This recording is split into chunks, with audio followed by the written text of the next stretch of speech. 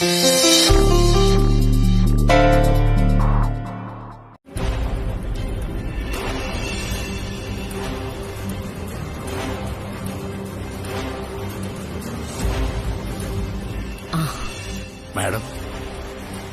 ദാസേട്ടനോ?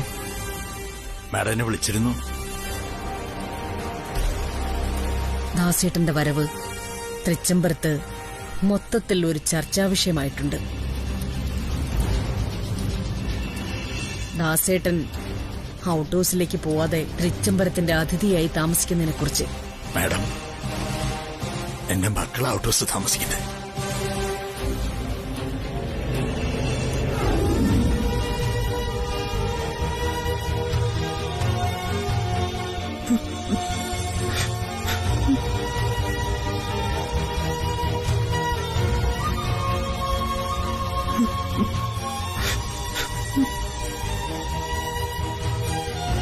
മക്കളാണെന്നതുപോലും അച്ഛൻ ഓർക്കുന്നില്ലല്ലോ വലിയ കല്യാണി. എനിക്ക് വിശ്വസിക്കാൻ പോലും കഴിയുന്നില്ല. ദാസേട്ടൻ വന്നിട്ട് തൃച്ചംബരത്ത് താമസിക്കാന്ന് വെച്ചാ, അതും നിങ്ങളെ ഒന്ന് കാണാൻ പോലും കൂട്ടാക്കാതെ. വിശ്വസിക്കാനാവുന്നില്ല. വലിയ കുഞ്ഞിന് ഇങ്ങനെ അവസ്ഥയുണ്ടാവുമെന്ന് സ്വപ്നത്തെ പോലും ഞാൻ കരുതിയില്ല. മാഡത്തിന് മകനെ ഓർത്ത് തേങ്ങിക്കരയാനുള്ള അവസ്ഥയുണ്ടാക്കിയത് എന്റെ മക്കളാ. ആയിരങ്ങൾക്ക് അന്നം ഊട്ടുന്ന മാഡം ഇങ്ങനെ തളർന്നു നിൽക്കുന്ന കാണുമ്പോ അതിന് കാരണക്കാരിയായുള്ള മകളുടെ അച്ഛനെന്ന നിലയ്ക്ക് ഞാൻ തോറ്റുപോകുന്നു മാഡം. തോൽപ്പിക്കാനാ കല്യാണി. നിന്നെ തോൽപ്പിക്കുക എന്നുള്ള ഒറ്റ ലക്ഷ്യത്തില് അമ്മ ഇപ്പൊ ദാസേട്ടനെ വരുത്തിയിരിക്കുന്നത്.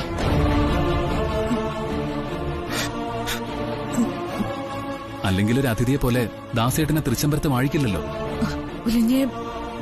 അത് അച്ഛന്റെ വാശിയാണെങ്കിലോ? അല്ല, ദാസേട്ടൻ ഇത്ര പെട്ടെന്ന് ഇങ്ങനെയൊക്കെ മാറുമെന്ന് എനിക്ക് വിശ്വസിക്കാനാവുന്നില്ല. എന്റെ കണ്ണുകളിലല്ലേ ഇരുള് കയറിയിട്ടുള്ളൂ. നിന്റെ ജീവിതത്തിൽ കൂടി ഇരുൾ പടർത്താനുള്ള അമ്മയുടെ ചിന്തയായിരിക്കും ഇത്.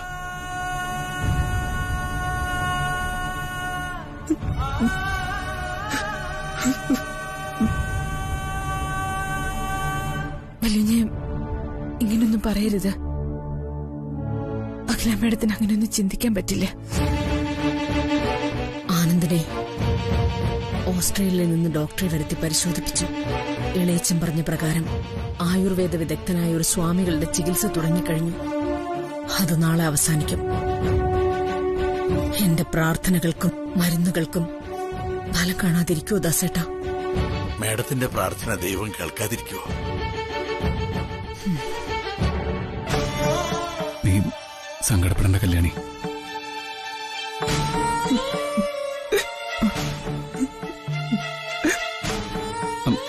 അനിയൂട്ട,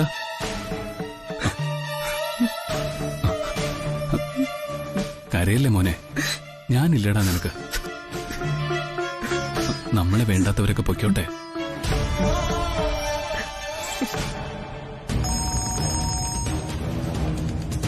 ഓ പോള എടുക്ക. ഹലോ ഓപ്പോളെ. ആ ഇല്ല ഇല്ല ഇല്ല. ആ ശരി ശരി.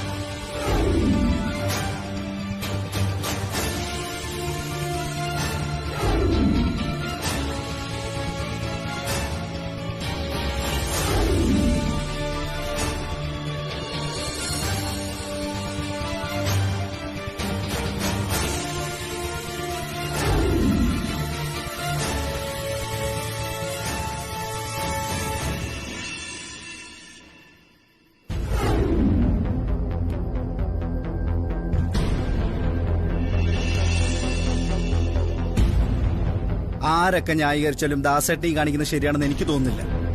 ആരും അറിയാതെ തൃച്ചംബരത്ത് ദാസേട്ടൻ അങ്ങ് പ്രത്യക്ഷപ്പെടുന്നു തോന്നുന്നുണ്ടോ നിങ്ങൾക്ക്? ഒരിക്കലുമില്ല. ദാസേട്ടൻ വന്നതല്ല, പിന്നെ ദാസേട്ടനെ വരുത്തിച്ചതാ. അച്ഛനെ കാണാൻ എന്റെ അനിയൻകുട്ടനെ എത്ര നാള് കൊതിച്ചു. കല്യാണി വിളിച്ചു പറഞ്ഞിരുന്നു.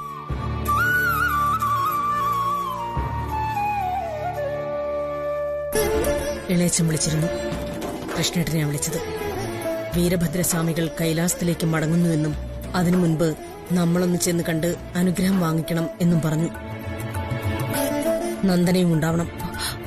അയ്യോ അതാന്റി, ഞാൻ എന്ത് പ്രോഗ്രാം ആയാലും അതെല്ലാം മാറ്റിവെച്ചിട്ട് വരണം. ശരി ആന്റി. അരവിന്ദ് എവിടെ? കുളിക്കുക. ഞാൻ പറഞ്ഞേക്കാം ആന്റി. ശരി. ആന്റി. എന്താ ആന്റി, ദാസേട്ടൻ എന്തോ. അതൊക്കെ പിന്നെ സംസാരിക്കാം. ഇപ്പൊ ആശ്രമത്തിലേക്ക് പോവാൻ റെഡി ആവാൻ നോക്ക്.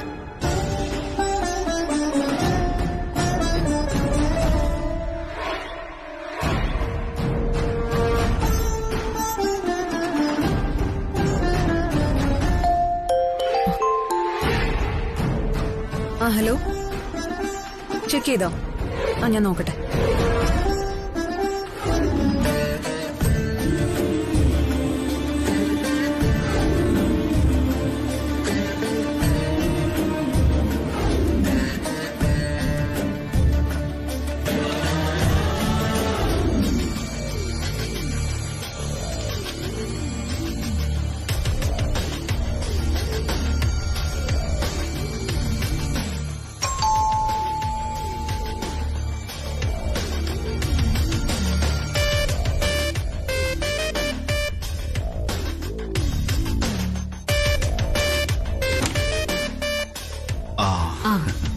അങ്കിളായിരിക്കും ഞാൻ പ്രതീക്ഷിച്ചു. വാങ്കിള്.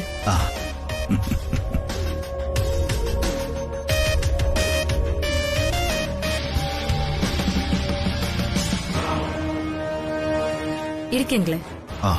കുടിക്കാൻ ചായ? ഇപ്പൊ ഒന്നും വേണ്ട. ഞാൻ പറഞ്ഞ കാര്യം എന്തായി അങ്കിൾ? നീ പറഞ്ഞതനുസരിച്ച് ആ വീരഭദ്രസ്വാമികളെ കുറിച്ച് വിശദമായിട്ട് അന്വേഷിച്ചു.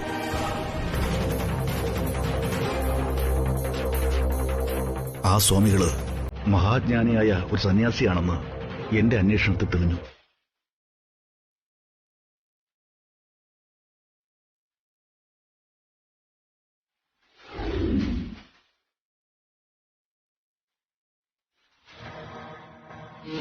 ആയുർവേദവും അലോപ്പതിയും ചേർന്നുള്ള ഒരു പ്രത്യേക ചികിത്സാ രീതിയാണ് അദ്ദേഹം പ്രയോഗിക്കുന്നത്. ആയുർവേദവും അലോപ്പതിയോ? അതെങ്ങനെ സിങ്കാവും അങ്കിളെ? മെഡിക്കൽ സയൻസ് ഇദ്ദേഹത്തിന്റെ ചികിത്സാ രീതികളെ കുറിച്ച് പഠിച്ചുകൊണ്ടിരിക്കുന്നതേ ഉള്ളൂ.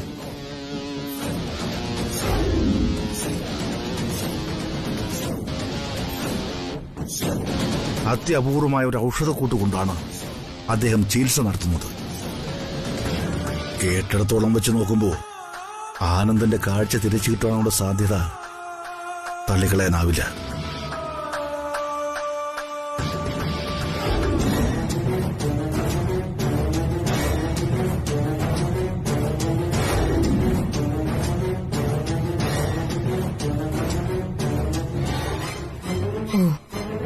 അങ്ങനെയാണോ? അതെ. ആചാര്യന്മാരായ പഴയ ഭാരതീയ താമസന്മാരില്ലേ, അവരുടെ ഒരു പിന്തുടർച്ചക്കാരനാ ഇദ്ദേഹം എന്ന് വിശേഷിപ്പിക്കാം. തൃച്ചംബരത്തെ ഇപ്പോഴത്തെ കാരണവരില്ലേ, ആ ഋഷികേശ സ്വാമികളെ, അയാൾ കൊണ്ടുവന്നത് ഇദ്ദേഹത്തെ. അപ്പോ മോശക്കാരനാകാൻ വഴിയുണ്ടോ? ഇല്ല. ഇതിന്റെയൊക്കെ കൂടെ കല്യാണം ചെയ്യുന്ന മഹാശക്തി വ്രതവും എല്ലാം കൂടി ആലോചിച്ച് നോക്കുമ്പോ കാര്യങ്ങള് കൈവിട്ട മട്ട. ആനന്ദന്റെ കാഴ്ച തിരിച്ചു കിട്ടിയാൽ പിന്നെ തൃച്ചംബരത്തുകാരോടുള്ള യുദ്ധമൊന്നും പെട്ടെന്ന് ഫലം കാണില്ല.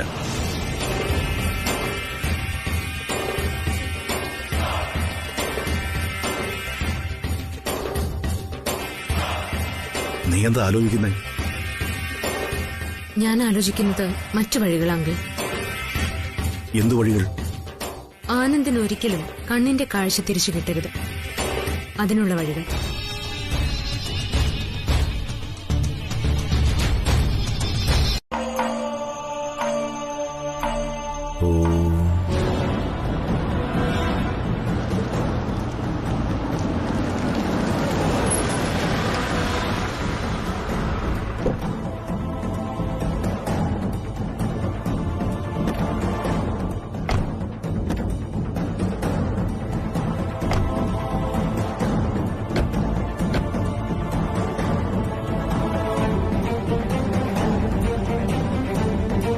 അച്ഛാ നമുക്ക് നഗത്തേക്ക് കയറാം. വാ കയറാം.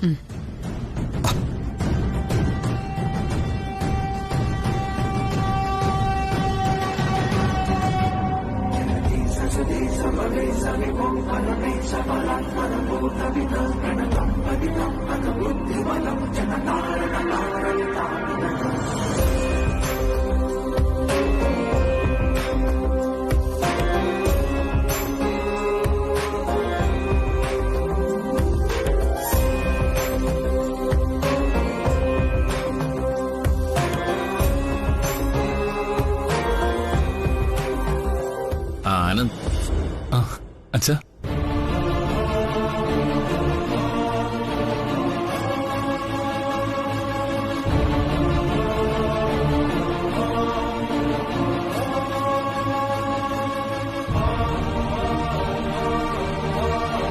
സോമയെ കണ്ടോ? ഇല്ലച്ചാ, ഇവിടെ വെയിറ്റ് ചെയ്യാൻ പറഞ്ഞു. ആ, ബ്രോ ഓക്കെ അല്ലേ? ആ, ഐ എം ഓൾ റൈറ്റ്.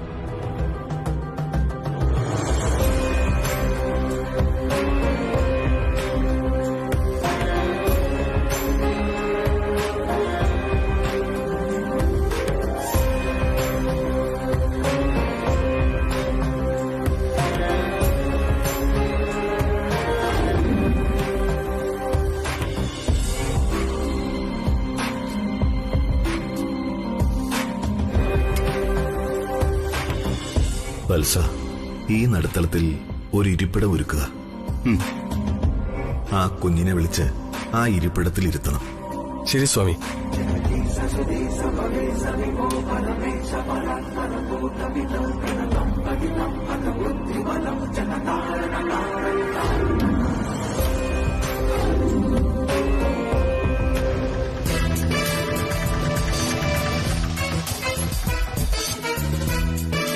എത്രയായി? 50.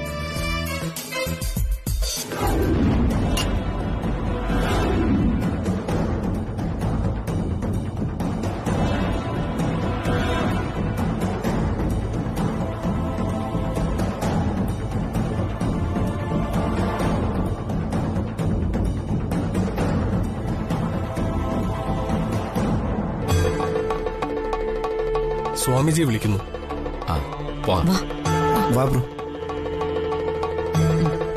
സൂക്ഷിച്ച്. പതുക്കെ.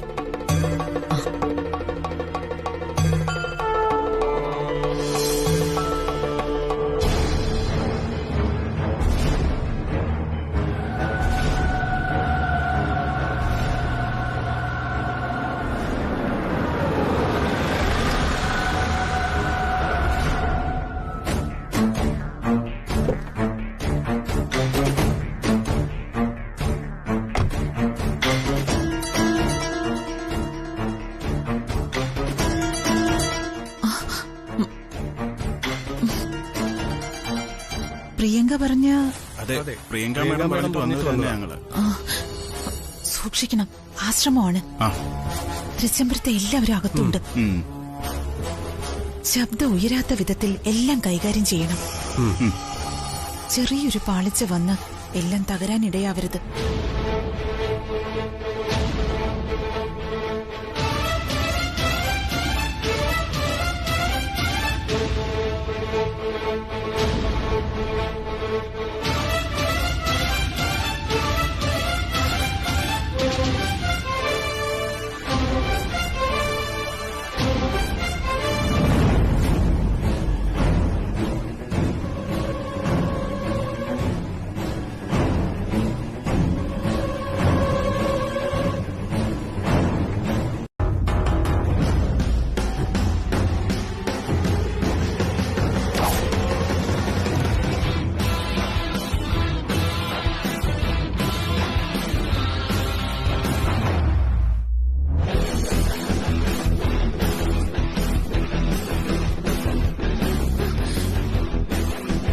ആനന്ദ്,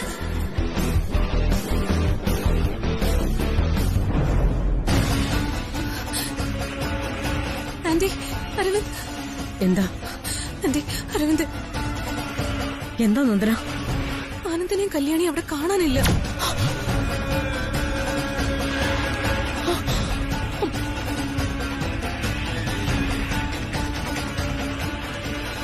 ആനന്ദിന്റെ മൊബൈൽ മാത്രം അവിടെ കിടപ്പുണ്ടായിരുന്നു. എന്തോ കുഴപ്പമുണ്ട് അരവിന്ദ്. വാ നമുക്ക് പോയി നോക്കാം. അരവിന്ദ് നോക്കാം.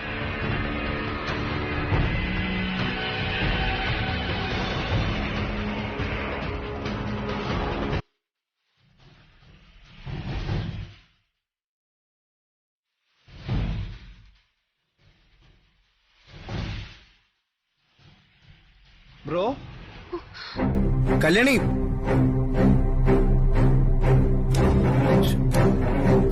ആനന്ദ് എവിടെ? കാണുന്നില്ല. മോനെ ആനന്ദ്, കാണുന്നില്ലേ? അയ്യോ ഇതെവിടെ പോയി? ഇതെന്താ സ്വാമി? സ്വാമി, ഞാനിവരോട് ഇവിടെ വിശ്രമിക്കാൻ പറഞ്ഞതാണല്ലോ, പിന്നെ ഇവരോട് പോയി. ഇങ്ങനെ സംസാരിച്ച് നിൽക്കാതെ പോയി നോക്ക്. ചെല്ലു മോനെ. നോക്കൂ. കൃഷ്ണേട്ടാ വാ നമുക്ക് നോക്കാം. നിങ്ങൾ വരൂ.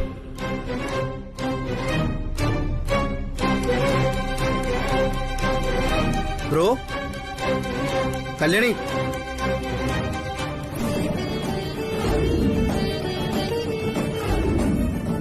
മോളെ.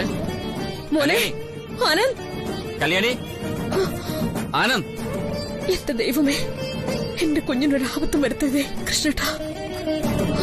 വാ നമുക്ക് നോക്കാം. ബ്രോ, കല്യാണി. മോളെ, കല്യാണി, കല്യാണി, മോളെ.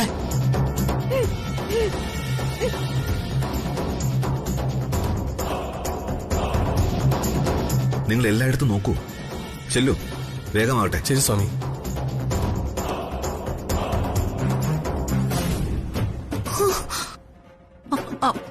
അയ്യോ ആനന്ദേ, മോനെ നീ എവിടെയാ? അയ്യോ എന്റെ ദൈവമേ, രണ്ടുപേർക്കും ഒരു ആപത്തും വരുത്തല്ലേ.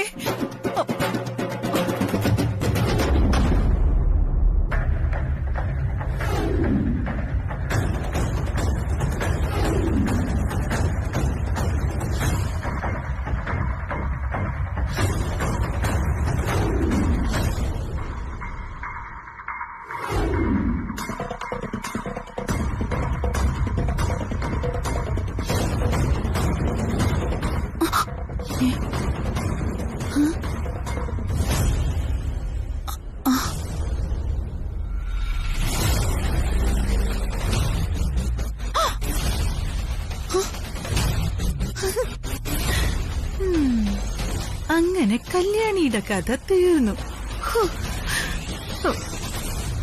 അവളെ അവര് കൊന്നുകളഞ്ഞു. അയ്യോ, ദേ ഇവിടെ ഒരു പെണ്ണിന്റെ ശവം. ഓടി വരണേ.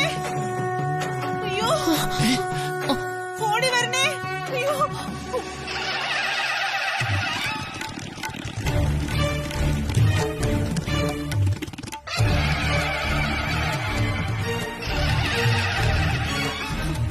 ആരെങ്കിലുമൊക്കെ ഒന്ന് ഓടി വരണേ. എന്റെ ദൈവമേ, ഇത് അരവിന്ദ് ചേച്ചി ദേ നോക്ക്.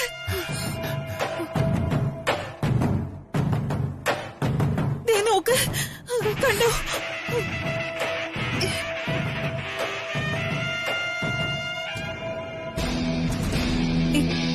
കല്യാണിയുടെ ശവമാണെന്നാ തോന്നുന്നത്.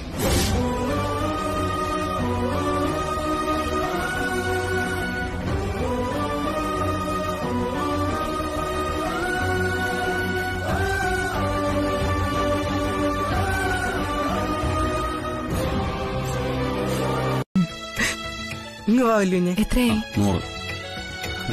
എന്താടാ, എന്താ നീ ഇങ്ങോട്ടാ? ഞാൻ വല്യുഞ്ഞിനെ ഒന്ന് കെട്ടിപ്പിടിച്ചോട്ടെ.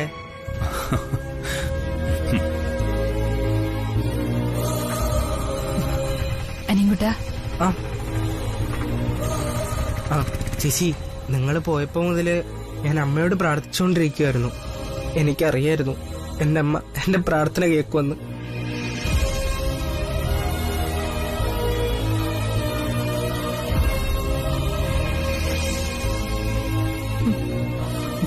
സന്തോഷായില്ലേ? നിന്റെ അളിയനിപ്പോ വീണ്ടും ഈ ലോകം മുഴുവൻ കാണാടാ. ഏയ്, നീ കരയാണോ? ഏയ്, സന്തോഷം കൊണ്ടാ വല്യുഞ്ഞി.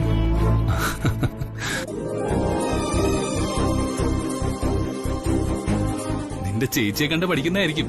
സന്തോഷം വന്നാലും സങ്കടം വന്നാലും കരയുന്നൊരു ചേച്ചി അനിയനും. ദേ, എന്റെ കുഞ്ഞളിയൻ കരയണ്ട. കളക്ടർ ആവാനുള്ള ആളാ.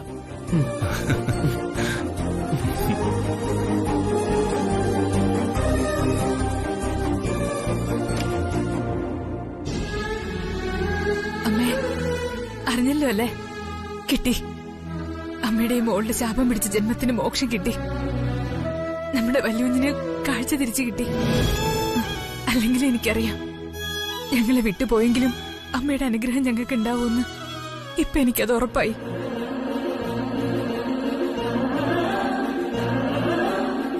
ഒരുപാടൊക്കെ സങ്കടപ്പെടുത്താൻ പരീക്ഷിക്കുകയൊക്കെ ചെയ്യുമെങ്കിലും അമ്മ ഈ മോളെ കൈവിടില്ലെന്ന് എനിക്ക് ഉറപ്പായിരുന്നു. അമ്മയുടെ മോക്ക് സന്തോഷായി. ഇനി ഈ ജന്മത്ത് വേറൊന്നും വേണ്ട എനിക്ക്.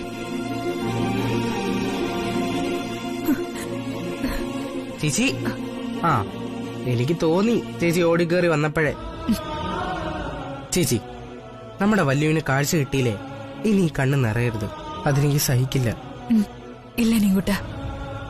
അല്ല, വല്യുഞ്ഞ എവിടെ? ആ, വല്യുഞ്ഞ് സുബ്രു സാറിനോട് ഫോണിൽ സംസാരിക്കുക. ഇപ്പൊ വരും. ചേച്ചി വാ. അല്ല, എങ്ങോട്ടാ? ഇങ്ങോട്ട് വന്നേ. ആ അതെ അതെ അതെ. ഇല്ല, ഞാനിങ്ങനെ വെയിറ്റ് ചെയ്ത് നിൽക്കുക.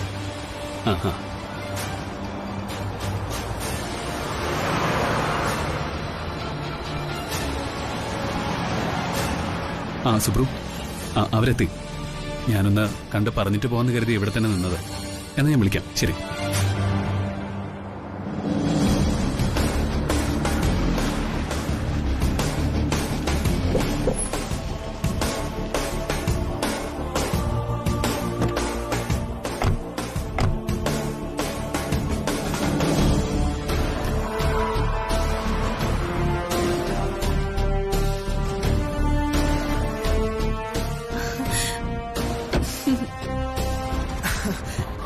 ബ്രോ, എനിക്കറിയായിരുന്നു ബ്രോ, എന്റെ ബ്രോയുടെ കാഴ്ചശക്തി തിരിച്ചു കിട്ടുമെന്ന്. ആനന്ദിന് കാഴ്ച തിരിച്ചു കിട്ടിയില്ലായിരുന്നെങ്കിൽ ഇരുളിലായി പോകുന്നത് എന്റെ ജീവിതമായിരുന്നേനെ. അരവിന്ദിന്റെ അവസ്ഥ അതായിരുന്നു ആനന്ദ്. ആ ഇനിയേ, അപ്പൊ വിശേഷങ്ങളൊക്കെ പിന്നീടാവാം. ഒരു യുദ്ധം കഴിഞ്ഞു വന്നതല്ലേ, ആനന്ദ് പോയെന്ന് ഫ്രഷ് ആവാം. ചെല ബ്രോ, ഒന്ന് ഫ്രഷ് ആവും. പോട്ടെ. ആനന്ദ്, അമ്മേ, ഒരുപാട് പ്രാർത്ഥനകളുടെയും പൂജകളുടെയും ഫലം നിനക്കിപ്പോ തിരികെ കിട്ടിയ കാഴ്ച. അറിയാമേ, എല്ലാവരോടും ആ നന്ദിയും കടപ്പാടും എന്നും ഉണ്ടാവും. എന്റെ മോന്റെ ഈ മനസ്സിന് എല്ലാം നല്ലതല്ലേ വരൂ. ആനന്ദ്, തൃച്ചംബരത്തെ പൂജാമുറിയിൽ കയറി ഒന്ന് പ്രാർത്ഥിച്ചിട്ട് പോവാം. വാ. വേണ്ടമ്മേ, അമ്മ ഇവിടെ ഒരാളെ കൊണ്ടുവന്ന് നിർത്തിയിട്ടുണ്ടല്ലോ, മക്കളുടെ സങ്കടം തിരിച്ചറിയാനാവാത്ത ഒരാളെ.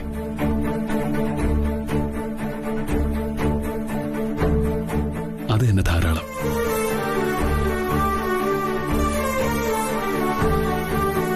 ജീവനുള്ളപ്പോ കേൾക്കാത്ത നിലവിളിയൊന്നും ചൈതന്യം പേറുന്ന ഒരു വിഗ്രഹവും കേട്ടെന്ന് വരില്ലമ്മേ.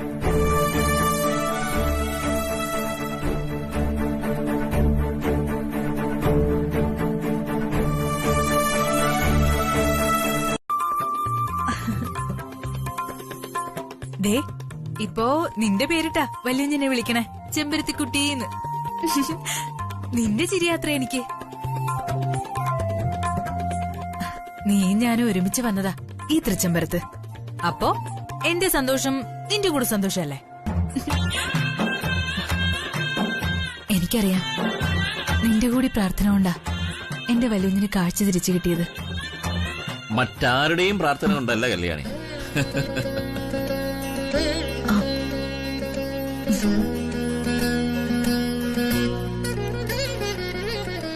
സത്യവാന്റെ ജീവനും കൊണ്ട് യമദേവൻ പോയപ്പോ പിന്നാലെ പോയി ജീവൻ തിരികെ വാങ്ങി വന്ന സാവിത്രിയില്ലേ, അതിലും വലിയ മനസ്സാ എന്റെ മരുമകളുടേത്. അതേ കല്യാണി, നിന്റെ മഹാശക്തിവ്രതത്തിന്റെ ഫലമാ എന്റെ മകന് തിരിച്ചു കിട്ടിയ ഈ കാഴ്ച.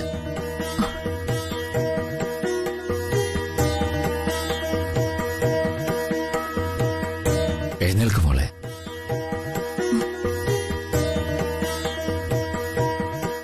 സന്തോഷമായില്ലേ എന്റെ മോക്ക്?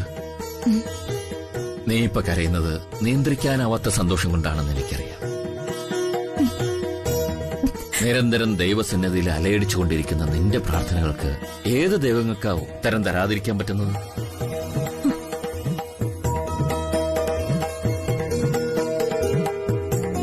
എന്റെ മകൻ ജനിച്ച ദിവസത്തെ സന്തോഷമാണ് ഞാനിപ്പോ അനുഭവിക്കുന്നത്. ഇതിലൂടെ ഒരു കാര്യം എനിക്ക് ബോധ്യപ്പെട്ടു. അഖില പറയുന്നത് പോലെ കുടുംബ പാരമ്പര്യം തെറ്റിച്ചതുകൊണ്ടുള്ള കാരണവർ ശാപമൊന്നും നിങ്ങളുടെ മേൽ പതിഞ്ഞിട്ടില്ല. നിന്നെപ്പോലെ ഒരു മരുമകളെ കിട്ടിയതിൽ അവരൊക്കെ പ്രസാദിച്ചിട്ടുണ്ടാവും കല്യാണി. ഒക്കെ ശരിയാവും മോളെ. ഇപ്പൊ എനിക്കത് ഉറപ്പായി. നല്ലതേ വരൂ. ശരി, ഞാൻ ഇറങ്ങട്ടെ.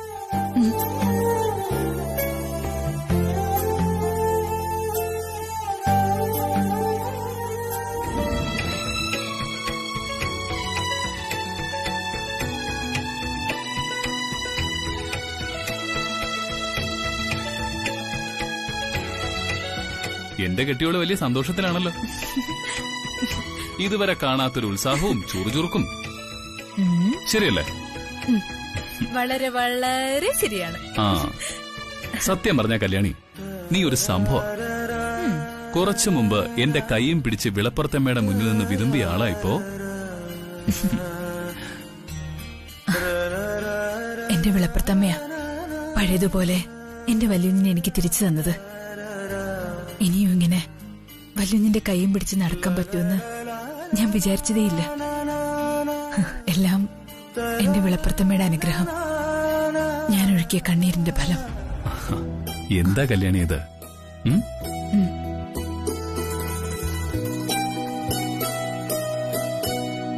സത്യം, വല്യുഞ്ഞി ഇരുട്ടിലായിരുന്നപ്പോ ആരോടെങ്കിലും സങ്കടം പറയാൻ പോലും പേടിയായിരുന്നു എനിക്ക്. ഒന്നുറക്കെ കരഞ്ഞ എന്നെ വല്യുഞ്ഞി തോറ്റുപോയാലോ? ഏയ്, എന്താ കല്യാണി ഇത്? ആരാ പറഞ്ഞത് ഞാൻ ഇരുട്ടിലായെന്ന്?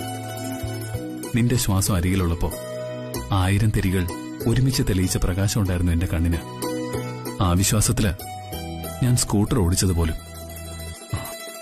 നീ കൂടെ ഉണ്ടായിരുന്നപ്പോ ഒരു ഗട്ടറിൽ പോലും സ്കൂട്ടർ വീണില്ല. പക്ഷെ നിന്നെ തേടി ഞാൻ ഒറ്റയ്ക്ക് അറിഞ്ഞപ്പോ, കണ്ണുള്ളപ്പോ കാഴ്ചയുടെ വില അറിയില്ല എന്ന് പറയുന്നത് എത്ര ശരിയാ? മതി, കഴിഞ്ഞുപോയ കാര്യങ്ങളൊക്കെ തൽക്കാലം നമുക്ക് മറക്കാം. 1000 ചെമ്പരത്തിപ്പൂക്കൾ വിടർത്തിക്കൊണ്ടുള്ള നിന്റെ ചിരിയുണ്ടല്ലോ, ഈ ജന്മം മുഴുവൻ എനിക്ക് ആ ചിരി കാണണം. ഒന്ന് ചിരിക്കെന്റെ കല്യാണി. നിന്റെ ഈ ചിരിയാണ് എന്റെ ശ്വാസം. നിന്റെ ഈ ചിരി അവസാനിക്കുമ്പോ ഞാനും...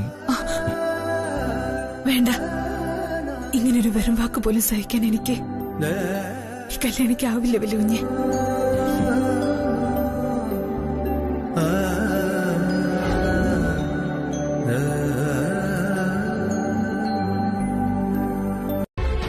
ഒരു ദേഷ്യത്തിന് 3-4 മിനിറ്റേ ആയുസുള്ളൂ. പക്ഷേ ആ കുറഞ്ഞ സമയം കൊണ്ട് പറഞ്ഞു പോകുന്ന ചില വാക്കുകൾക്ക്, ചെയ്തു കൂട്ടുന്ന അബദ്ധങ്ങൾക്ക്, എടുക്കുന്ന തീരുമാനങ്ങൾക്ക് ഒരായുസിന്റെ വിലയുണ്ടായിന്ന് വരും.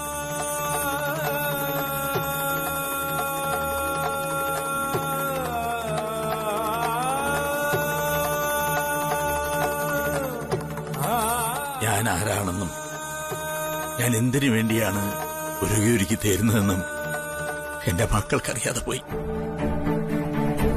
ഇനി നിങ്ങൾക്ക് വേണ്ടി എന്റെ ചോര നീരാക്കിയ കഥയും പറഞ്ഞ് ഈ അച്ഛൻ വരില്ല. ഇനി നിങ്ങൾക്ക് വേണ്ടി നടന്നു തേഞ്ഞ കാൽപാദങ്ങളാണ് എന്റേതെന്നും പറഞ്ഞ് നിങ്ങളെ കരയിപ്പിക്കാനും ഞാൻ വരില്ല. അവസാന കാലാകുമ്പോ പല മക്കളുടെയും മനസ്സിൽ നിന്ന് മാഞ്ഞു പോകുന്ന, ആർക്കും വേണ്ടാത്ത സാധാരണ ഒരു കൂട്ടം അച്ഛനമ്മമാരെ പോലെ ദാസും പോകുന്നു.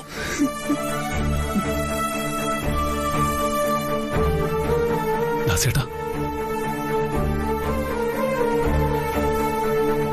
വല്യുഞ്ഞെ, അല്പം മുമ്പ് എന്റെ മകൻ എന്നോട് ചോദിച്ചു, ഞാൻ അവന് വേണ്ടി വാങ്ങിച്ച ആഹാരത്തിന് വിഷം ചേർത്തിട്ടുണ്ടോന്ന്.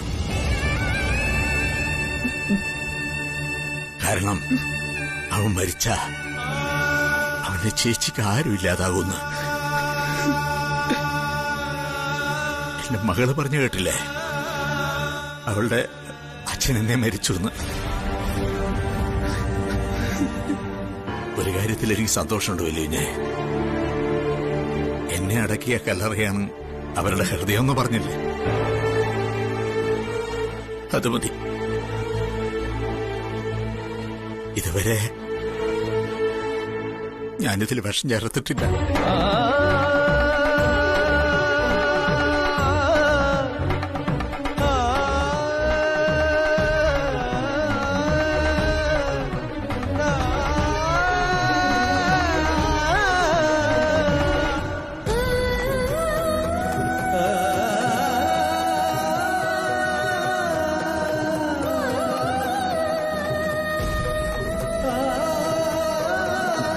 ആ പാവ മനുഷ്യനെ ഇറക്കി വിട്ടപ്പോ നിനക്ക് സന്തോഷമായില്ലേ? എനിക്കൊന്നും കേൾക്കണ്ട കല്യാണി. എന്തായാലും മോശമായി പോയി.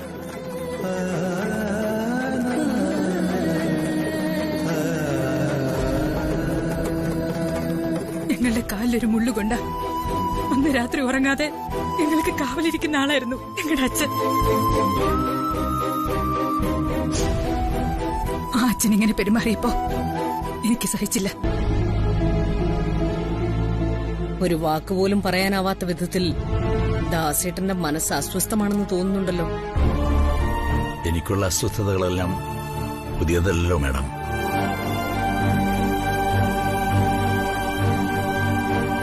ഒരുപക്ഷെ അതൊക്കെ എന്റെ ജാതകവിധിയായിരിക്കാം. അനുഭവിക്കാനുള്ളത് അനുഭവിച്ചല്ലേ പറ്റൂ. എന്റെ വാക്കുകൾ കേട്ട് തൃച്ചംബരത്ത് വന്ന് താമസിക്കേണ്ടിയിരുന്നില്ല എന്ന് തോന്നൽ വന്നിട്ടുണ്ടോ ദാസേട്ടന്? അതാ ഇവിടെ ഈ സമയത്ത് ഇങ്ങനെ കാണേണ്ടി വന്നത്. എന്താ മേഡം ചോദിക്കുന്നേ? ജീവിതത്തിൽ ദാസിനെ ഓർക്കാൻ ഈ വീട് മാത്രമേ ഉള്ളൂ. എനിക്ക് അഖില മേഡത്തിനോടും സാറിനോടുള്ള നന്ദിയും കടപ്പാടും മരണം വരെ മറക്കാനാവോ?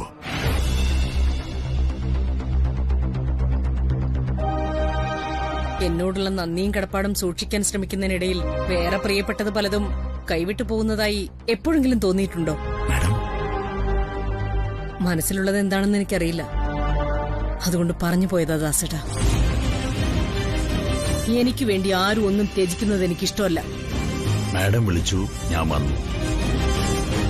തൃച്ചംബരത്ത് അഖില മേഡവും ശിവരാമ സാറും വിളിച്ച ദാസിന്റെ കൊക്കിൽ ജീവനുണ്ടെങ്കിൽ എവിടെയുണ്ടെങ്കിലും ഞാനെത്തും. പക്ഷേ അതിന്റെ പേരിൽ ദാസേട്ടൻ വല്ലാതെ വിഷമിക്കുന്നുണ്ട്. ചുറ്റുവട്ടത്ത് പ്രിയപ്പെട്ട പലരും ഉള്ളപ്പോ നന്ദിയും കടപ്പാടും സൂക്ഷിക്കാൻ വേണ്ടി ദാസേട്ടൻ അനുഭവിക്കുന്ന ധർമ്മസങ്കടം എനിക്ക് മനസ്സിലാവുന്നുണ്ട്. ദാസേട്ടൻ ഇവിടെ നിൽക്കണമെന്നില്ല.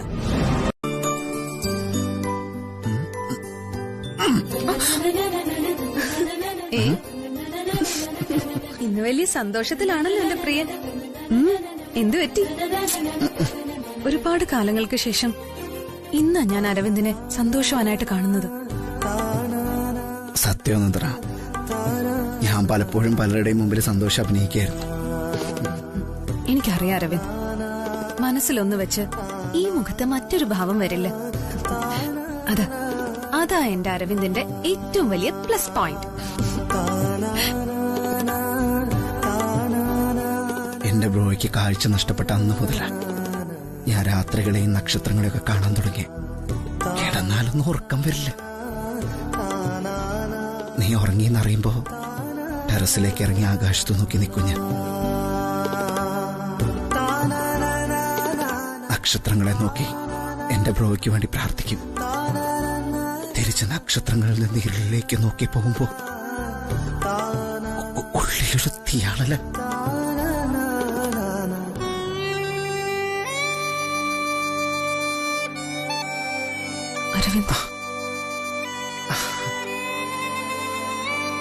ഇപ്പൊ എന്റെ ബ്രോയ്ക്ക് കാഴ്ച തിരിച്ചു കിട്ടിയെന്നതിന ഇതിലും വലിയ സന്തോഷമൊന്നും ഇനി അരവിന്ദന്റെ ജീവിതത്തിൽ വരാനില്ല. നിനക്കറിയോ, എന്റെ ബ്രോയുടെ കാഴ്ച നഷ്ടപ്പെട്ടപ്പോ ചിറകുകൾ തകർന്നു പോയത് എനിക്കാ. അറിയാം, അരവിന്ദ് തോൽക്കാതിരിക്കാൻ പാർത്ഥന്റെ സാരഥി പോലെ തേര് തെളിക്കാൻ ഇറങ്ങുന്നവനാ ആനന്ദ്.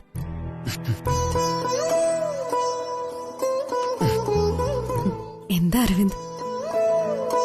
നിനക്ക് തരാൻ ബാക്കി വെച്ച പ്രണയം മുഴുവൻ ഇനി നിനക്ക് തരാൻ പോവാ. ഓ, പ്രണയകാലം കഴിഞ്ഞില്ലല്ലേ? തുടങ്ങിയിട്ട് വേണ്ടേ കഴിയാൻ?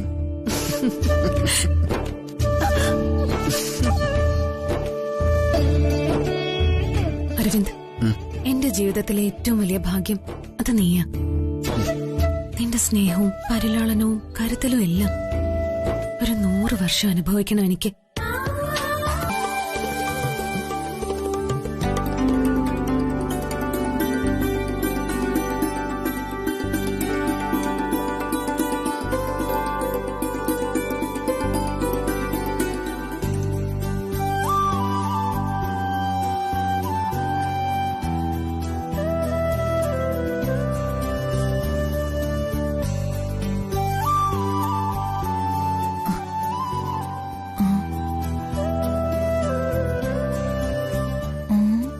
ഇതെവിടെ പോയി? വലുഞ്ഞേ,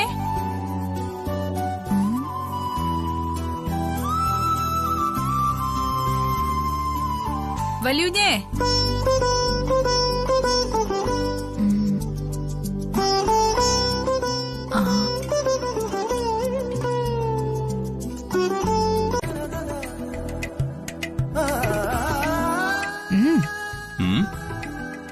എങ്ങനെയുണ്ട് കല്യാണി? നല്ല ടേസ്റ്റ് അല്ലേ ദോശയ്ക്ക്? പിന്നെ സൂപ്പർ. വല്യുജി തരുന്ന ദോശയല്ലേ, അതിന് നല്ല രുചി ഉണ്ടായിരിക്കും. എന്നാ ഒന്നുകൂടെ കഴിക്ക. അയ്യോ വേണ്ട വേണ്ട, ഇപ്പൊ തന്നെ എന്നും കഴിക്കുന്നതിന്റെ ഇരട്ടിയായി. ഒന്നുകൂടെ കഴിക്കുക കല്യാണി.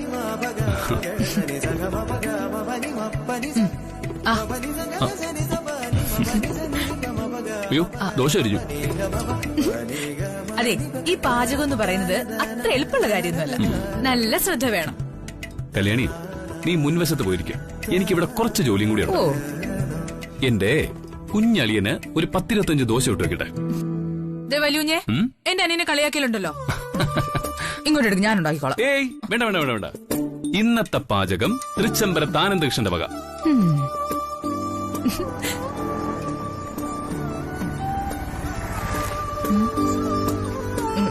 പുറത്താരാ വന്നിട്ടുണ്ട്?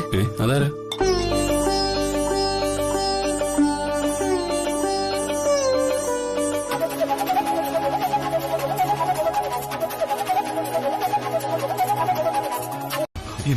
എനിക്ക് സന്തോഷമായടാ. എനിക്കിത് കൂടുതലൊന്നും വേണ്ട. നീ എന്നെ കാണുന്നുണ്ടല്ലോ. കാഴ്ച തിരിച്ചു കിട്ടിയപ്പോ ഞാൻ കാണാൻ കൊതിച്ചവരുടെ കൂട്ടത്തിൽ നീയും ഉണ്ടായിരുന്നു.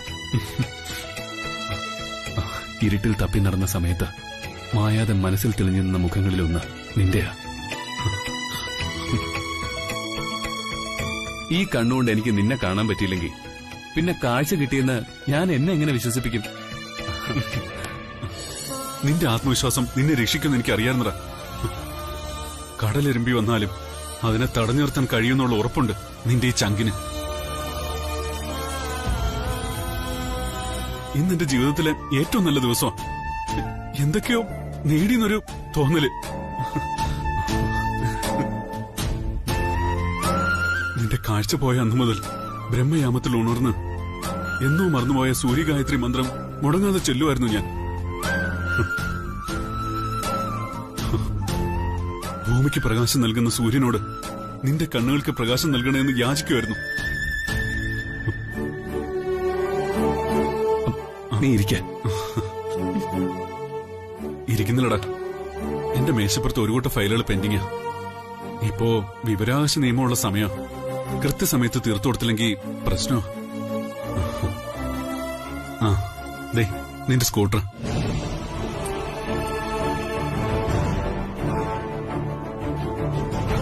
ഞാൻ ഇറങ്ങോ? ഒരു ചായ പോലും കുടിച്ചില്ലല്ലോ. ചായ വേണ്ട, ഗംഭീര സദ്യ ഒരുക്കണം കല്യാണി. 4 കൂട്ടം പായസം കൂടി ഇരുന്നോട്ടെ. ഈ സദ്യക്ക് അത്ര മധുരം വേണം.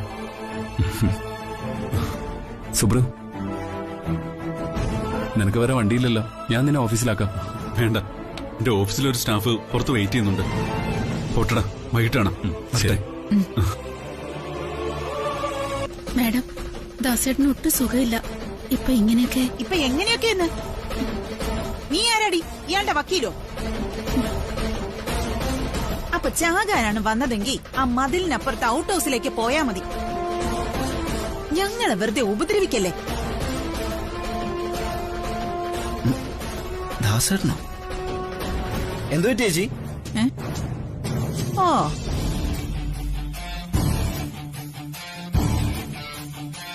എന്തോ ദാസേട്ടാ?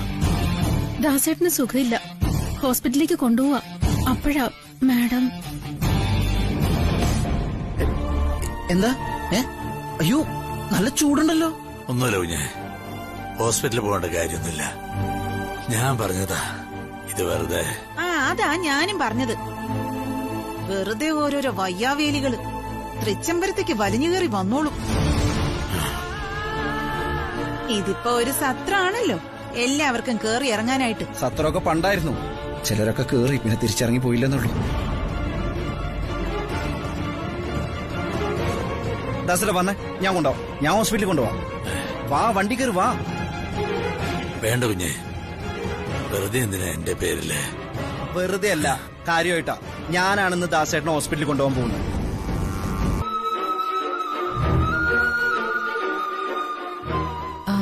രാവിലെ നീ മിഠായി എവിടെ നിന്ന് വാങ്ങി? അത് ബാബുവേട്ടന്റെ കടയിൽ മിഠായി ഒന്നും ഇല്ലല്ലോ, പിന്നെ ഇത് എവിടെന്നാ? എന്താടാ ഇത് എവിടെന്നാന്ന്? ചേച്ചി, ഇത് ഇന്നലെ അച്ഛൻ കൊണ്ടുവന്ന കൂട്ടത്തിലുണ്ടായിരുന്നതാ. കളയാൻ തോന്നുന്നില്ല ചേച്ചി. ഞാനിതൊരെണ്ണം കഴിച്ചോട്ടെ. നമ്മുടെ അച്ഛൻ കൊണ്ടുവന്നല്ലേ ചേച്ചി.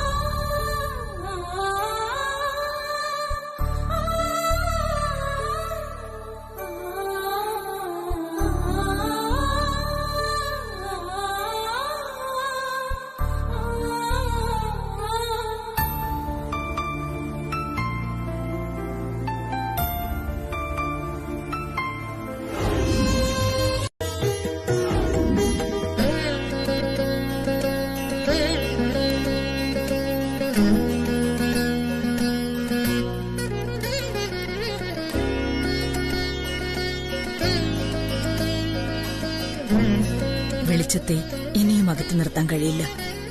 എന്റെ മകന്റെ ഇഷ്ടമാണ്, അവന്റെ സന്തോഷമാണ് എന്റെ സന്തോഷം.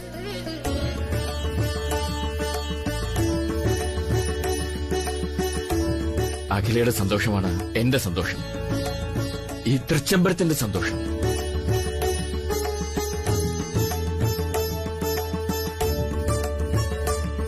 കയറി വരൂ. നിൽക്ക്.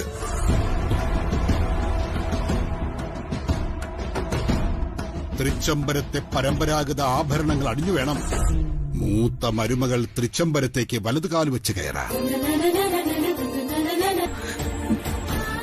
ഞാൻ ഇറങ്ങിപ്പോവാൻ പറഞ്ഞത് എന്റെ അച്ഛനെ.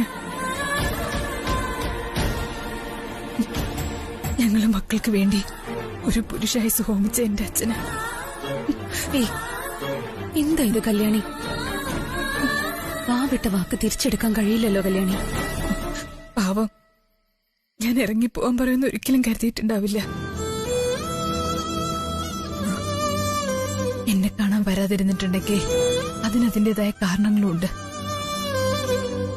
മകളെ ഇല്ലായ്മകൾക്കിടയിലും രാജകുമാരിയെ പോലെ സ്നേഹിച്ചു വളർത്തിയ ആ പാപത്തിന്റെ സ്വപ്നങ്ങൾ കെടുത്തിയവളാ ഞാൻ. ഒരു ജന്മത്തിൽ തന്നെ മക്കളുടെ അമ്മയും അച്ഛനും ആകേണ്ടി വന്ന മനുഷ്യൻ.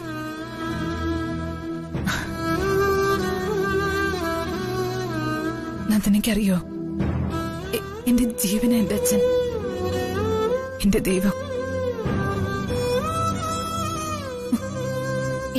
എന്താ കല്യാണി കൊച്ചുകുട്ടികളെ പോലെ? ഇന്നലെ മുതൽ എന്റെ അച്ഛൻ ഉറങ്ങിയിട്ടുണ്ടാവില്ല. താങ്ങാൻ പറ്റില്ല അച്ഛന്. സ്വപ്നവും വിശ്വാസവും തകർത്ത് ഞാൻ തന്നെ അച്ഛനെ. നീ അതൊക്കെ വിട്. ഇഷ്ടപ്പെട്ട പുരുഷനെ കണ്ടെത്തുന്നതും കല്യാണം കഴിക്കുന്നതും ഒന്നും അത്ര വലിയ തെറ്റല്ല. ഇത് ഈ ലോകത്ത് തൃച്ചംബരത്തെ ഡ്രൈവറായിരുന്ന ദാസേട്ടന്റെ മകൾ മാത്രം ചെയ്തൊരു അപരാധമല്ല. പിന്നെ എന്തിനാ കല്യാണി നീ ഇങ്ങനെ വിഷമിക്കുന്നത്? ഇവിടെ ആരുടെയും സ്വപ്നങ്ങളും വിശ്വാസവും ഒന്നും തകർന്നിട്ടില്ല. ഒരു ജീവിതം ഉണ്ടായി, അത്രേ ഉള്ളൂ.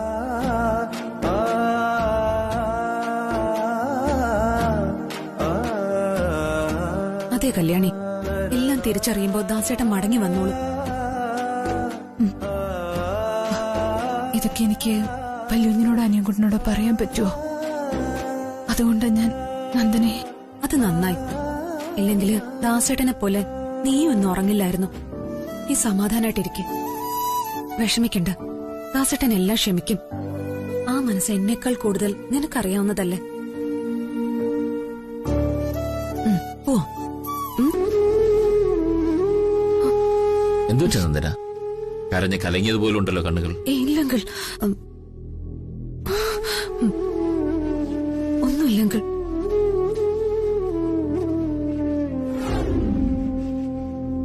ഒന്നുമില്ലെന്ന് പറഞ്ഞാൽ ഞാനതെങ്ങനെ വിശ്വസിക്കും? എന്താ സങ്കടം എന്ന് എന്നോട് പറഞ്ഞൂടെ മോളെ? അരവിന്ദിന് അങ്കിൾ പ്രശ്നം. അരവിന്ദൻ എന്ത് പറ്റി? ഓഫീസിൽ ഇന്ന് ഷെയർ ഹോൾഡേഴ്സിന്റെ മീറ്റിംഗ് ആയിരുന്നു. മീറ്റിംഗിൽ ഷെയർ ഹോൾഡേഴ്സ് അരവിന്ദിനെ വല്ലാതെ പരിഹസിച്ച് സംസാരിച്ചു. അത് അരവിന്ദിനെ വല്ലാതെ ഹേർട്ട് ചെയ്തു. അവൻ വിളിച്ചിരുന്നോ മോളെ? ഇല്ലെങ്കില് മാനേജറെ വിളിച്ച് പറഞ്ഞു. ഞാൻ അരവിന്ദിനെ ഒരുപാട് തവണ ഫോൺ വിളിച്ചു, എടുക്കുന്നില്ല, ബിസിയാക്കി കളയ. ഞാനൊന്ന് വിളിക്കാം.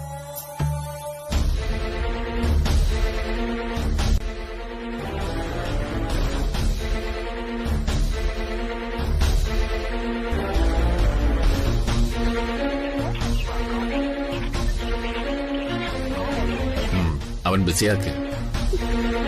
എനിക്കെന്തോ പേടിയാവുന്നു. ചെറിയൊരു കാര്യം പോലും സഹിക്കാനാവാത്ത മനസ്സ് അരവിന്ദിന്റെ. മോള് പേടിക്കണ്ട, ഒന്നുമില്ല. അവനിങ്ങ് വരും. മോളെ സമാധാനമായിട്ട് ചെല്ലും മോളെ. അങ്ങനെ അങ്ങ് തള്ളിക്കളയാൻ വരട്ടെ. അവനെ അഖിലാണ്ടേശ്വരിയുടെ രക്തം. അലകടലിനെയും കൊടുങ്കാറ്റിനെയും നേരിടാൻ ഭയം കാണിക്കാത്ത അഖിലാണ്ടേശ്വരിയുടെ രക്തം. അഖിലാണ്ടേശ്വരിയുടെ രക്തമാണെങ്കിലും ശിവരാമകൃഷ്ണന്റെ രക്തമാണെങ്കിലും ശരി, അവൻ ഇന്ന് ഓഫീസിൽ വച്ച് മറുപടിയില്ലാതെ അപമാനിതനായി തല കുനിച്ചു നിന്നു. അവന്റെ കണ്ണുകളിൽ നിന്നും താഴേക്ക് അടർന്നു വീണത് കണ്ണുനീരിന് പകരം നീ പറഞ്ഞ രക്തമാ. അവിടെയും ശ്രീയേട്ടന് തെറ്റി. പരാജയത്തിൽ നിന്ന് വിജയത്തിലേക്ക് നടന്നു കയറാനുള്ള കരുത്തുണ്ടാവും അവന്. പ്രിയങ്ക, പരാജയത്തിൽ നിന്ന് വിജയത്തിലേക്കുള്ള ദൂരം ചെറുതല്ല. അത് നടന്നു കയറാനുള്ള പേശീബലം വന്നിട്ടില്ല അവന്. അങ്ങനെ ഒരു വെയിലത്തും വാടിപ്പോകുന്നവനല്ല അങ്കിളെ അവൻ. അവന്റെ ജനുസിനൊരു പ്രത്യേകതയുണ്ട്. വീണെടുത്തു നിന്നും ഉയർത്തെഴുന്നേൽക്കാനുള്ള ഒരു കെൽപ്പുണ്ട് അവന്. അവൻ തളർന്ന തെറിച്ചു വീണ അവന്റെ ഗാന്ധീവം തിരിച്ചെടുത്തു കൊടുക്കാനും അവനെ യുദ്ധസന്നദ്ധനാക്കാനും പോന്ന ഒരു തേരാളി കൂടെയുണ്ട്. അവന്റെ കൂടപ്പിറപ്പ് ആനന്ദകൃഷ്ണൻ. പക്ഷെ ഈ ഒരു പരാജയത്തിന്റെ തളർച്ചയിൽ നിന്നും ഇനി അവൻ ഉയർത്തെഴുന്നേൽക്കരുത്. നടന്നു കയറാനുള്ള ശ്രമത്തിനിടയിൽ അവനെ വീഴ്ത്തണം. നാലുപാടു നിന്നും കുറ്റപ്പെടുത്തലുകളും കൂടി ആവുമ്പോൾ ശേഷിക്കുന്ന മനസ്സും കൂടി തളരും. അങ്ങനെ ആനന്ദ് ഗ്രൂപ്പ് ഓഫ് കമ്പനി നാഥനെല്ലാ കളരിയാകും.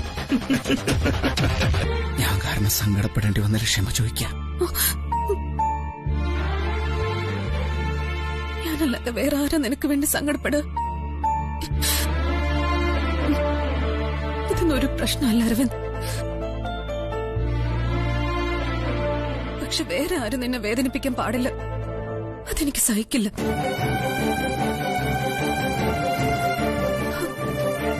നിനക്ക് നല്ലൊരു ബിസിനസ്മാനായി മാറാൻ പറ്റും അരവിന്ദ്. എനിക്കറിയാം, നിന്നെ പോലെ മിടുക്കിയായിട്ടൊരു ബിസിനസ്സുകാരിക്ക് ചേർന്ന ഹസ്ബൻഡൊന്നും അല്ല ഞാൻ.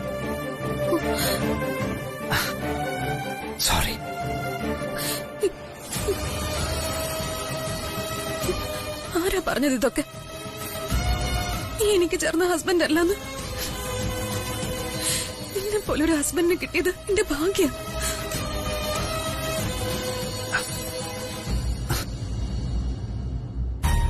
ഞാൻ കമ്പനിയിലെ എല്ലാവരുടെയും മുന്നില് ബിസിനസ് അറിയാത്തൊരു കോമാളിയായിട്ട് വന്നിട്ടും നിനക്കെന്നോട് വെറുപ്പൊന്നുമില്ല നന്ദന. വെറുപ്പോ?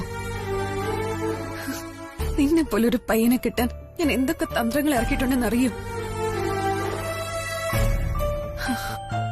എല്ലാം ശരിയാകും അരവിന്ദ്, എല്ലാം ശരിയാകും. ഞാനില്ലേ നിന്റെ കൂടെ? അല്ല കല്യാണി, കൊള്ളാം. ജില്ലാ കളക്ടർ ആവാൻ പോകുന്ന ആളെ കൊണ്ടാണോ നീ വീടിനകം തൂപ്പിക്കുന്നത്? ഇങ്ങോട്ടെ. എന്റെ അനിയൻകുട്ട, ആണുങ്ങൾ ചെയ്യുന്ന ജോലിയാണോ ഇതൊക്കെ? അത് വല്യുഞ്ഞെ ഇവിടെ മുഴുവൻ ഉറുമ്പ്. അതാ ഞാന്. ഓഹോ, അപ്പോ അടുക്കളയിൽ ഇരുന്ന അച്ചപ്പം മുഴുവൻ തീർന്നു കാണും. ചുമ്മാതല്ല നീ ഇങ്ങനെ തടിച്ചു വരുന്നത്. ആദ്യം കട്ടുതീറ്റ കുറയ്ക്കണം. സാരമില്ല, നീ കുറച്ച് അച്ചപ്പൊക്കെ കഴിച്ചോ, അതിൽ വരുന്ന തടിയൊക്കെ വരട്ടെ.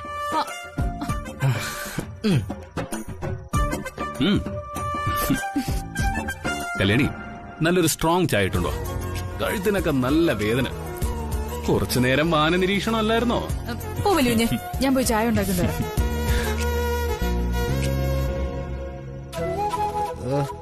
ഈ ചേച്ചിയുടെ ഒരു കാര്യം, വന്ന് കേറും മുമ്പ് ഞാൻ അച്ചപ്പെടുത്തുന്ന കാര്യം അറിഞ്ഞു. അയ്യോ അനികൂട്ടാ, ഞാൻ മറന്നുപോയി. ദാ മൊബൈല്. നിന്റെ ആ ഫ്രണ്ടില്ലേ അരുൺകുമാർ വിളിച്ചിരുന്നു. തിരിച്ചൊന്ന് വിളിക്കാൻ പറഞ്ഞിട്ടുണ്ടായിരുന്നു. ഇതാ ഞാൻ പറയുന്നത്, എനിക്ക് ഇവിടെ ഒരു ഫോൺ വാങ്ങിച്ചു തരാൻ. ആഹാ, ഇനി അതിന്റെ ഒരു കുറവും കൂടെ ഉള്ളൂ, ബാക്കി എല്ലാം തികഞ്ഞു. അതവിടെ നിക്കട്ടെ. ചേച്ചി എന്തിനാ ഞാൻ അച്ചപ്പെടുത്തുന്നവരും വല്യുവിനോട് പറയാൻ പോയത്? അതോ, നീ ഒരു കൊച്ചുണ്ണി കൃഷ്ണനാണെന്ന് വല്യുവിനും കൂടി അറിയട്ടെ. ഭഗവാൻ കൃഷ്ണൻ വെണ്ണ കെട്ടി തിന്നപ്പോ എന്റെ അനിയൻകുട്ട അച്ചപ്പം കെട്ടി തിന്നു. അച്ചപ്പ കള്ള. എന്നിട്ടും അത് ചെയ്യാതെ മക്കളെ തോൽപ്പിക്കാനല്ലെങ്കിൽ പിന്നെന്തിന് ദാസ് തൃച്ചംബരത്ത് താമസിച്ചു? അതിന്റെ ഉത്തരമാണ് എനിക്കറിയേണ്ടത്. അതിന്റെ ഉത്തരം വളരെ ലളിതമാണ് കൃഷ്ണേട്ടാ. ആനന്ദിനെ ചികിത്സിക്കാൻ ഓസ്ട്രേലിയയിലേക്ക് കൊണ്ടുപോവാൻ നമ്മൾ തീരുമാനിച്ചു. കല്യാണിയപ്പോ ഒറ്റപ്പെട്ടു പോവും. അവര് ഔട്ട് ഹൌസിൽ സുരക്ഷിതരായിരിക്കുമെന്ന് അവനെ ബോധ്യപ്പെടുത്തണമായിരുന്നു എനിക്ക്. അതിന് ആനന്ദ് പോകുമ്പോ ദാസേട്ടനെ ഔട്ട് ഹൌസിൽ താമസിപ്പിക്കാനായിരുന്നു എന്റെ ഉദ്ദേശം.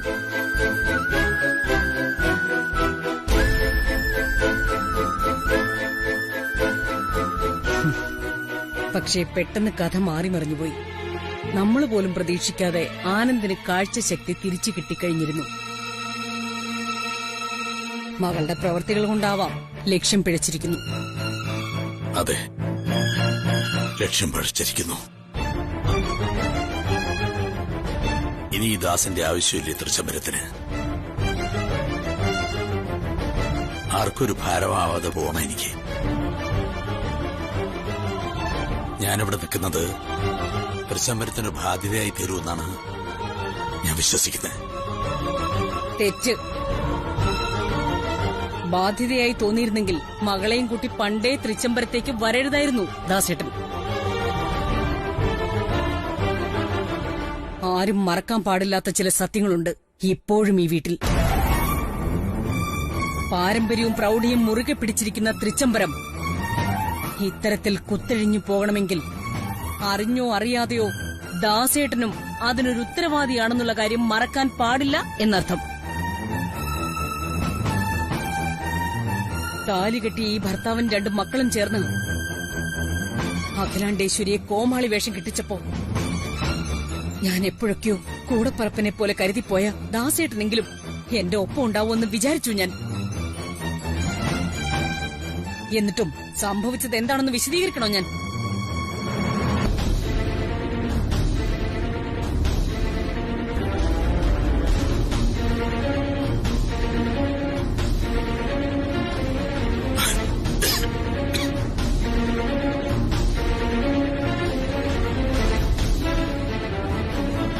ഞാനെവിടെയാ?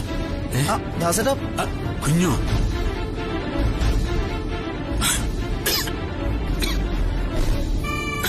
ദാസേട്ടാ ഈ വെള്ളം കുടിച്ച്.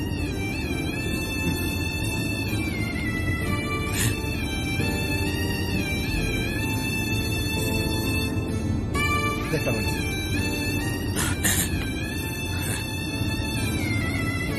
ഞാനിപ്പോ എവിടെയാ? എന്നെ എവിടേക്കാ കൊണ്ടുവന്നേ? എന്നെ എവിടേക്കാ കൊണ്ടുവന്നേ കുഞ്ഞെ? പറയേ. നമ്മളിപ്പോ ഹോസ്പിറ്റലിലേക്കാ പോകുന്നത്. ഹോസ്പിറ്റലിലേക്കോ? എന്തിന്? ദാസേട്ടൻ വല്ലതും അറിയുന്നുണ്ടോ? ദാസേട്ടൻ തൃച്ചംബരത്തിന്റെ മുറ്റത്ത് ബോധമില്ലാതെ വീട് കിടക്കുമായിരുന്നു. ഞാനും സുജാതേച്ചും കൂടിയിട്ടാണ് കാറിൽ കയറ്റിയത്. കുഞ്ഞ് കാറ് നിർത്തിയേ. എന്തിന്? അതിന് ഹോസ്പിറ്റൽ ആയിട്ടില്ല. കുഞ്ഞ് കാറ് നിർത്ത്. ഹോസ്പിറ്റലൊക്കെ ഞാൻ തനിയെ പൊക്കോളാം. കുഞ്ഞ് വെറുതെ ബുദ്ധിമുട്ടണ്ട. എനിക്കൊരു ബുദ്ധിമുട്ടുമില്ല. നമുക്ക് ഹോസ്പിറ്റലിൽ പോവാം. എന്റെ ദാസേട്ട ഇതൊന്നും ആയിരുന്നില്ല ദാസേട്ടന്റെ കുറച്ചു മുമ്പത്തെ സ്റ്റേജ്. കുഞ്ഞിപ്പ എന്നെ കൊണ്ടുപോകുന്നത് ഏതെങ്കിലും മുന്തിയ പ്രൈവറ്റ് ഹോസ്പിറ്റലായിരിക്കും. അവരെന്നെ അഡ്മിറ്റ് ചെയ്യും. ആ ചെയ്യട്ടെ, അതിനിപ്പോ എന്താ? അഡ്മിറ്റ് ചെയ്താ കൂടെ നിൽക്കാൻ ഇരിക്കാനുള്ളേ. ഒന്ന് തളർന്നു വീണ താങ്ങാവാൻ പോലും ഈ ദാസിന് ആരുമില്ല. ആരുടെ മനസ്സിലും ദാസില്ല. ദാസ അനാഥനാ. ദാസേട്ട എന്തൊക്കെ പറയുന്നേ? എവിടെ കിടന്ന് ചെത്താലെന്താ? പെരുവഴി കിടന്ന ദിവസേന എത്ര നായ്ക്കൾ ചാവുന്നു. അനാഥ ശവങ്ങൾ മൂടുന്ന കൂട്ടത്തില് മുനിസിപ്പാലിറ്റിക്കാരെ എന്നെ മൂടിക്കൊള്ളു. ദാസേട്ട ഒരുമാതിരി ഫിലോസഫി വർത്താനം പറയാൻ നിൽക്കല്ലേ. പ്രായം ഒക്കെ ഒന്നും ഞാൻ നോക്കാൻ നിൽക്കില്ല, പറഞ്ഞേക്കാം. അനിയൻ കുഞ്ഞ് എന്തും പറഞ്ഞോ, ദാസിന് സങ്കടമില്ല. ഞാൻ തോളത്തെടുത്ത് നടന്ന കുഞ്ഞല്ലേ. ഓ, അപ്പൊ അങ്ങനെ ഒരു വിചാരമുണ്ട്. അപ്പൊ അന്ന് തോളി കയറിയ കുഞ്ഞ് തന്നെ പറയുന്നേ അവിടെ അടങ്ങിയിരിക്കാൻ. കുഞ്ഞു കാറ്